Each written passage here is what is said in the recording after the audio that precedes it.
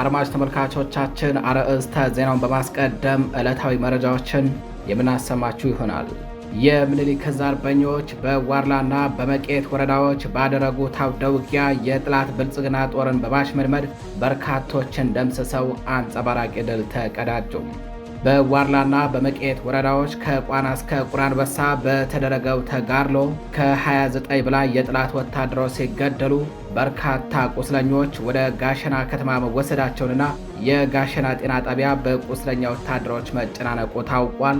መረጃውን ታደምጡታላችሁ። በሌላኛው መረጃችን ለአገዛዙ የይስሙላ ምርጫ የህዝብን ድጋፍ ለማግኘት በባህር ዳር ከተማ የግዳጅ ቅስቀሳ ሲያካሄድ የነበረው ዘመነ ዘውዱ የተባለው የአገዛዙ ዋነኛ ተላላኪ በፋኖ እርምጃ እንደተወሰደበት ታወቀ። ግለሰቡ የአማራን ህዝብ ለተጨማሪ እልቂት ለመዳረግ የአገዛዙን የይስሙላ ምርጫ ለማስፈጸም እየሰራ በነበረበት ነው እርምጃው የተወሰደበት። ታደምጡታላችሁ።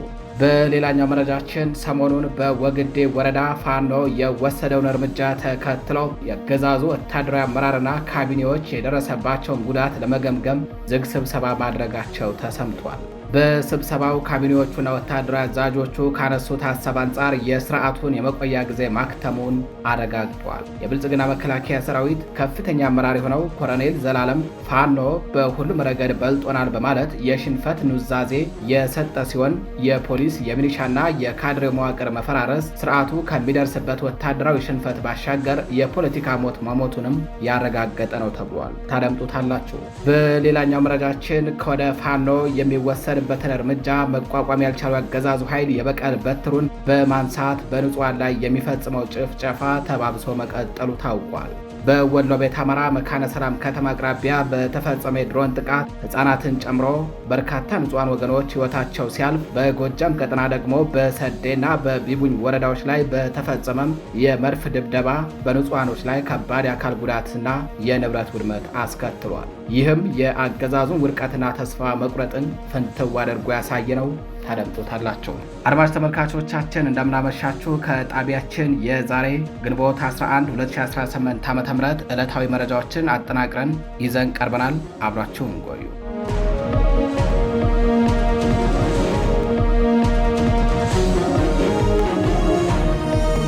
ወደ ቀዳሚው መረጃችን እናልፋለን። የምኒልክ ዕዝ አርበኞች በዋርላና በመቄት ወረዳዎች ከቋና እስከ ቁራንበሳ በወሰዱት እርምጃ ከ29 በላይ የአገዛዙ ወታደሮችን በመደምሰስ አንጸባራቂ ድል ተቀዳጁ።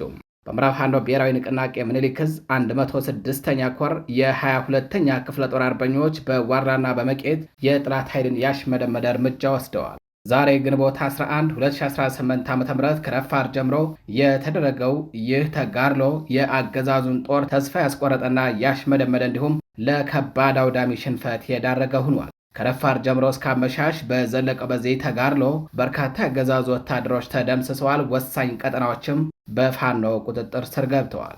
የፋኖ ጀግኖች የጠላትን አከርካሪ በመስበር አሽመድምደው ለከባድ ሽንፈት ዳርገውታል። ከቋና እስከ ቁራንበሳ በነበረው አውደ ውጊያ የአማራን ህዝብ ለመጨፍጨፍ በብአዴን ሽፋን የገባው የአገዛዙ ሰራዊት ተደምስሷል። በዚህ ኦፕሬሽን ከ29 በላይ የጠላት ወታደሮች ሲገደሉ በርካታ ወታደሮች በጽኑ ቆስለው በሞትና በህይወት መካከል ይገኛሉ። ጥቃቱን መቋቋም ያቃተው የጠላት ሰራዊት ሙትና ቁስለኞቹን ጭኖ እግሬ አውጪ ብሎ ወደ ጋሸና ከተማ በመሸሽ ወታደሮቹን በጋሸና ጤና ጣቢያ እያሳከመ ይገኛል። በውጊያው የደረሰበትን ከባድ ሽንፈት መቋቋም የተሳነው የብልጽግና ጦር በንጹሃን ላይ የጭካኔ በትሩን አሳርፏል። የሲቪሎችን አልባሳት በመክፈፍ ለቁስለኞቹ ማሰሪያ ሲጠቀምባቸው የታየ ሲሆን በየመንገዱ ያገኛቸው ንጹሃኖችንም ከባድ ድብደባ ፈጽሞባቸዋል። በሌላኛው መረጃችን ለአገዛዙ የይስሙላ ምርጫ የህዝብን ድጋፍ ለማግኘት በባህር ዳር ከተማ የግዳጅ ቅስቀሳ ሲያካሄድ የነበረው ዘመነ ዘውዱ የተባለው አገዛዙ ዋነኛ ተላላኪ በፋኖ መብረቃዊ እርምጃ ተወሰደበትም።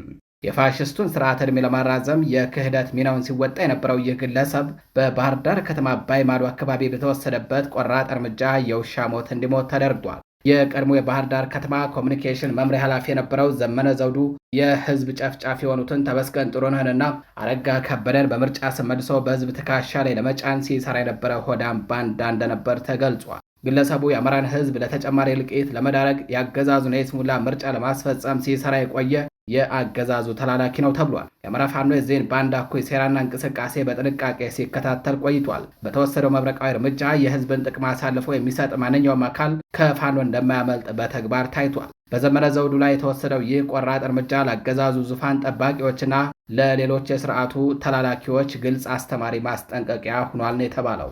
ወደ ሌላኛው መረጃችን እናልፋለን። ሰሞኑን በወግዴ ወረዳ ፋኖ የወሰደውን እርምጃ ተከትሎ የአገዛዙ ወታደራዊ አመራሮችና ካቢኔዎች የደረሰባቸውን ጉዳት ለመገምገም ዝግ ስብሰባ ማድረጋቸው ተሰምቷል።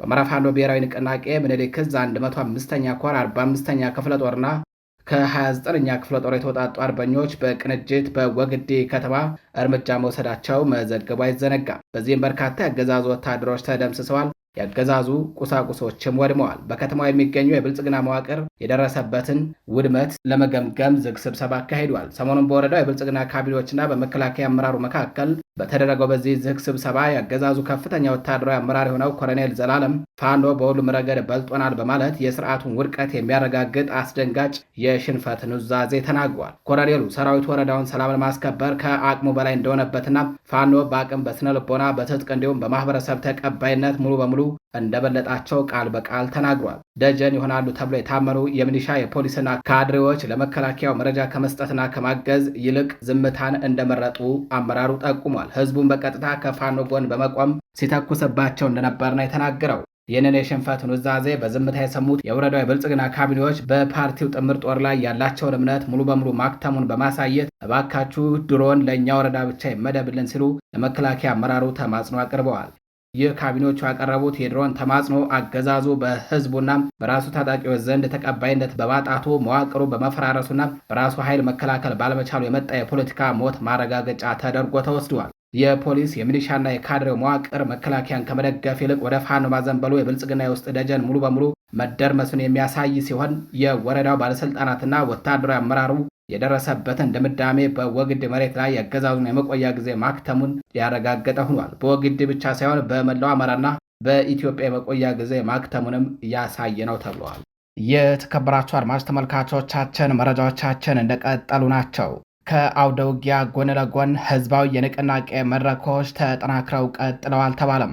በምዕራብ ፋኖ ብሔራዊ ንቅናቄ ወሎ ቤት አማራ ምኒልክ ዕዝ 303ኛ ግዙፉ አሳምነው ኮር ነጻ ባወጣቸው ቀጠናዎች ህዝባዊ ውይይቶችን እያካሄደ ስለመሆኑ ተነግሯል። ከግንቦት 9 2018 ዓ.ም ጀምሮ በአይና ቡግና ወረዳ ቆብ ቀበሌ፣ ላስታ ወረዳ ሳርዝራ ቀበሌና መቄት ወረዳ 022 ዝቤ ቀበሌና 028 ቀበሌ ላይ ውይይቶች የተካሄዱ ሲሆን የመንግስት ሰራተኞች፣ የሃይማኖት አባቶችና ወጣቶች በድምሩ ከ4500 በላይ ህዝብ የተሳተፈበት የውይይት መድረክ በተሳካ ሁኔታ ተካሂዷል ተብሏል።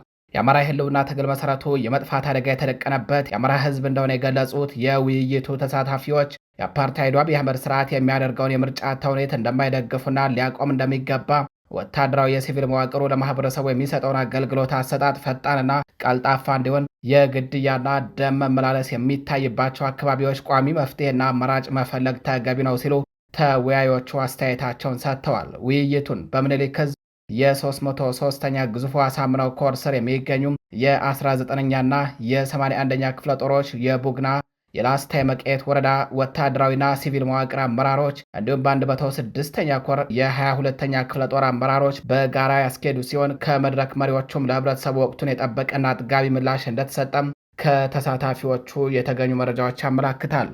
ወደ ሌላኛው መረጃችን እናልፋለን። አገዛዙ በወሎ ቤት አማራ ቀጠና መካነ ሰላም ከተማ ዙሪያ በፈጸመ የድሮን ጥቃት ንጹሃኖች መገደላቸው ተነገረም።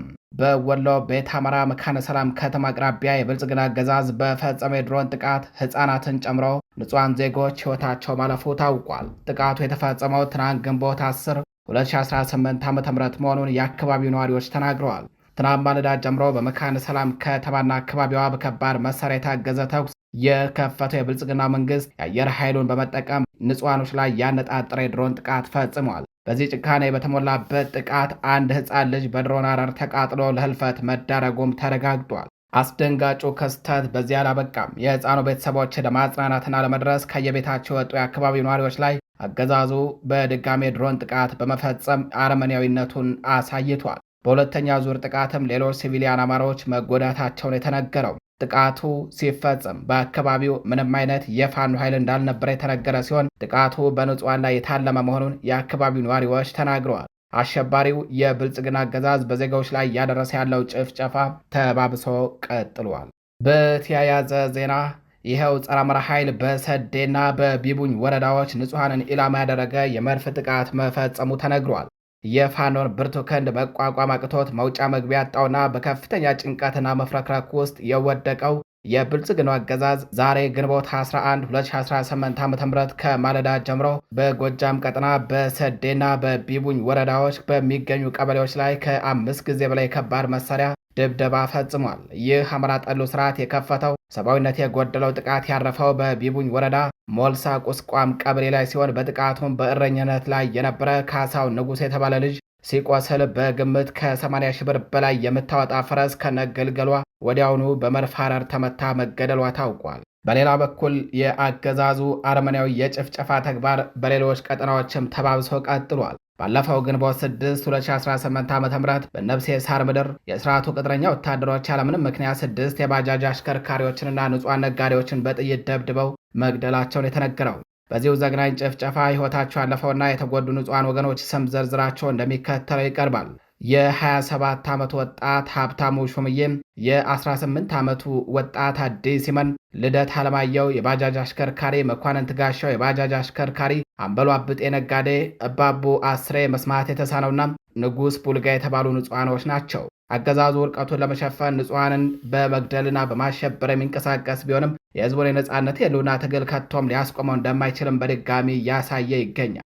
በሌላኛው መረጃችን አገዛዙ በኦሮሚያ አማራዎችን ማገቱን ቀጥሏል። ዛሬ ግንቦት 11 2018 ዓ.ም በኦሮሚያ ክልል በፍቼና በገብረ ጉራቻ መካከል ከአሊዶሮ ወጣ ብሎ በሚገኙ አካባቢዎች ላይ የታጠቁ የኦህዴድ ወታደሮች በመንገደኞች ላይ ተኩስ ከፍተው ተሽከርካሪን በማስቆም መንገደኞችን አፍነው ስለመውሰዳቸው ተነግሯል። በጥቃቱ በርካታ ተሽከርካሪዎች ተመትተዋል የተባለ ሲሆን ከእነዚህ መካከል የህዝብ ማመላለሻ የሆነው አንድ ተሽከርካሪ ውስጥ የአማራ ተወላጅ የሆኑ ተሳፋሪዎች ተመርጠው ታፍነው ተወስደዋል ነው የተባለው። ወደ ህዝብ ጥይት የሚተኩሱት በተደጋጋሚ ግድያን የሚፈጸሙ ሙሉ ተሳፋሪን አፍነው ስልክ ተደዋውሎ ተደራድረው የሚኖሩ ወንበዴዎችን አገዛዙ ይደግፋቸዋል የተባለ ሲሆን ለዚህም እንደ ዋናነት በማስረጃ የሚጠቀሰው ህግ ለማስከበር ምንም አይነት እርምጃ አለመውሰዱ ነው። ይህ መንገድ በኦህዴድ ፖለቲካዊ ታክቲክ ሆን ተብሎ የዘራፊዎች መፈንጫ መሆኑ ይታወቃል። 43 ኪሎ ሜትር መንገድ መቆጣጠር አለመቻል ሾፌር ተሳፋሪ እንዲታፈን እንዲገደልም እያስደረገ ይገኛል።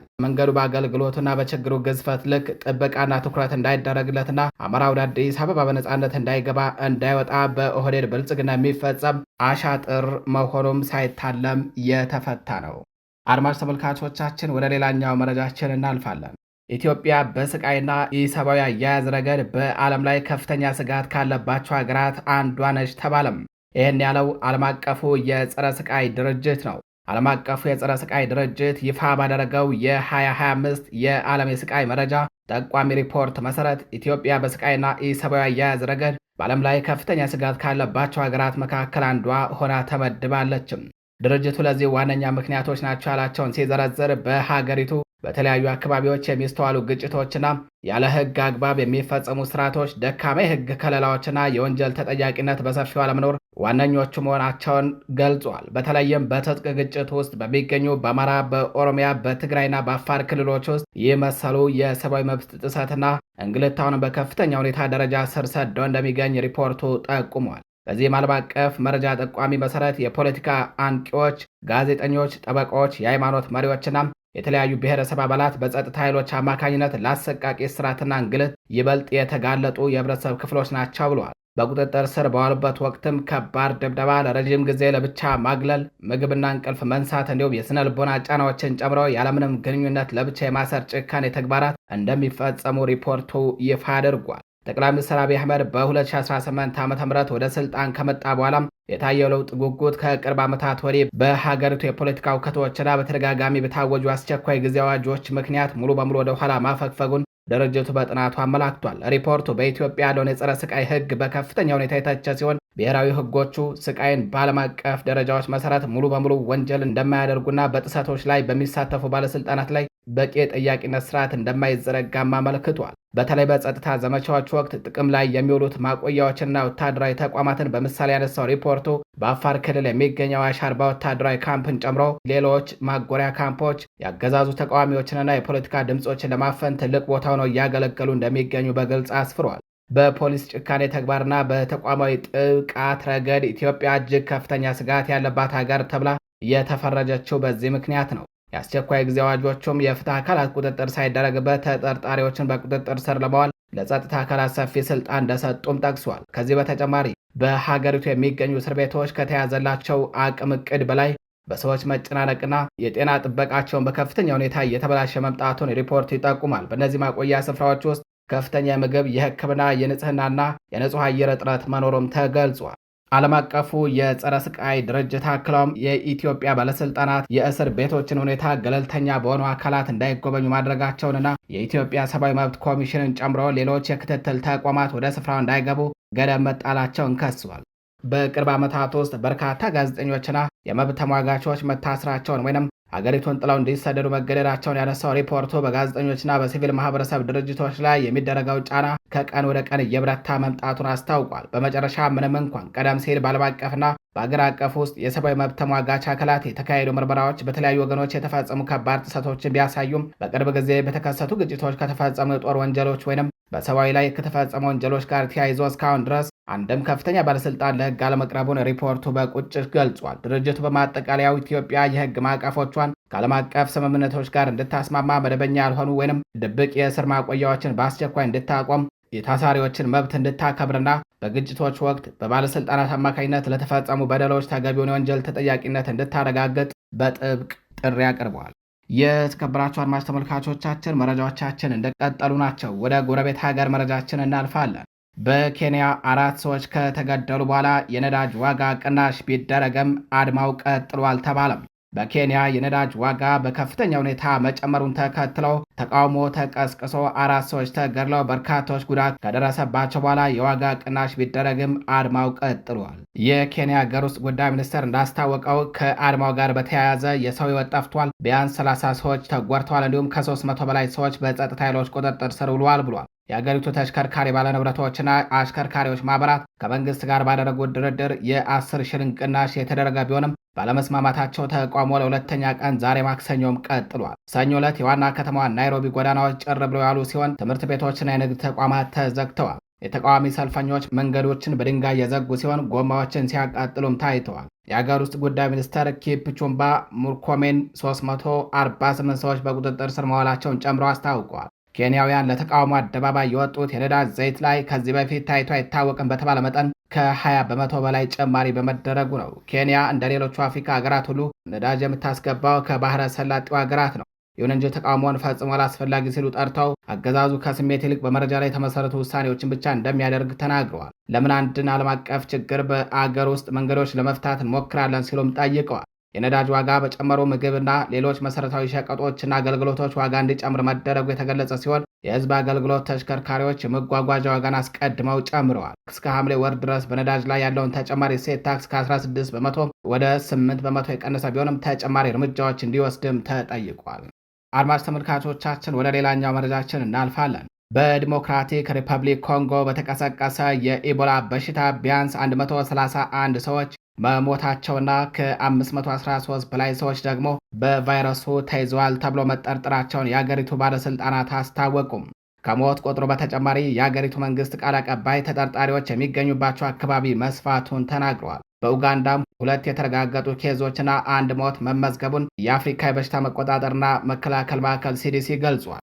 የዓለም የጤና ድርጅት ከባንድ ቡጌዮ ቫይረስ የሚነሳው ያሁኑ የኢቦላ ዝርያ አይነት ዓለም አቀፍ ድንገተኛ አደጋ ነው ሲል አውጆታል። ይህ አስከፊ የኢቦላ ቫይረስ እየተሰራጨ ሲቀጥል የኮንጎ መንግስት የአደጋ ጊዜ ሰራተኞች ቡድን ቫይረሱ የተነሳበትን ስፍራ ለማወቅና ለመመርመር ጠንክረው እየሰሩ መሆናቸውን አስታውቀው መረባሽ እንደማያስፈልግም ተናግረዋል። ሆኖም ግን አዳዲስ በቫይረሱ የተያዙ ሰዎች እንደ ኢቱኒ ግዛት በሰሜን ቡቴምቦና የጎማ ከተማ አካባቢዎች በመገኘታቸው ነዋሪዎች ጭንቀት እየጨመረ መጥቷል። በኮንጎ ከሲዲሲ ጋር ሲሰሩ የነበሩ አንድ አሜሪካዊ ሐኪም በቫይረሱ ተይዘዋል ተብሎ ከተረጋገጡ ሰዎች መካከል አንዱ ናቸው።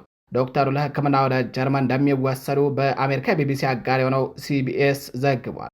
ምንም እንኳን ሲዲሲ በኮንጎ የሰራ የነበረውን አሜሪካዊ ሐኪም ስም ባይጠቅስም የሚስዮናዊ የሕክምና ግብረሰናይ ድርጅት ሰርጅን ግን ከአሜሪካ የመጣ ሐኪም ፒተር ስታርፎርድ በኢቦላ መያዙን አረጋግጧል። የቡድኑ ሌሎች 2 ሐኪሞች ታካሚዎችን ሲያክሙ የነበረ ቢሆንም እስካሁን ምንም አይነት ምልክት እንዳልታየባቸውና የለይቶ ማቆያ መመሪያዎችን እየተከተሉ እንዳሉ ድርጅቱ ገልጿል። የሲቢኤስ ኒውስ ቢያንስ 6 አሜሪካውያን በዲሞክራቲክ ሪፐብሊክ ኮንጎ ኢቦላ ዳግም መቀስቀሱን ተከትለው በቫይረሱ መጋለጣቸው ምንጮች ጠቅሶ ዘግቧል። ሲዲሲ በቀጥታ የተጋለጡ ጥቂት አሜሪካውያንን በደህንነት ለማውጣት እየደገፈ እንደሆነ ገልጿል። ቁጥራቸው ምን ያህል እንደሆነ ግን ከመግለጽ ተቆጥቧል። የዓለም ጤና ድርጅት በዲሞክራቲክ ሪፐብሊክ ኮንጎ ምስራቃዊ ኢቱሪ ግዛት ውስጥ የተቀሰቀሰው በሽታም የዓለም የህብረተሰብ ጤና አደጋ ነው ያለ ሲሆን ነገር ግን ወረርሽኙ ተብሎ ለመጥራት የሚያስፈልጉትን መመዘኛዎች ለማሟላት አልደረሰም ብሏል። ድርጅቱ ግን አሁን እየተመዘገበና እየተገኘ ካለው በላይ በጣም ትልቅ የሆነ መስፋፋት ሁኔታ ሊኖር እንደሚችል አስጠንቅቋል። በአካባቢውና በቀጠናዊ ደረጃ የመስፋፋት ከፍተኛ አደጋ እንዳለ ጠቁሟል። እንደ አውሮፓውያን አቆጣጠር በ2014 እስከ 2016 ባሉት ዓመታት ኢቦላ በምዕራብ አፍሪካ ተከስቶ በታሪኩ ከተገኘበት ከ1976 ጀምሮ ከተመዘገበው በበለጠ 28600 በላይ ሰዎች ተይዘው ነበረ። ይህ በሽታ በምዕራብ አፍሪካ ውስጥና ውጭ ባሉ በርካታ ሀገራት እንዲሁም በጊኒ፣ በሴራሊዮን፣ አሜሪካ፣ ዩናይትድ ኪንግደምና ጣሊያን ተዳርሶ 11325 ሰዎችን ገድሏል። የተከበራችሁ አድማጭ ተመልካቾቻችን ወደ ሌላኛው መረጃችን እናልፋለን።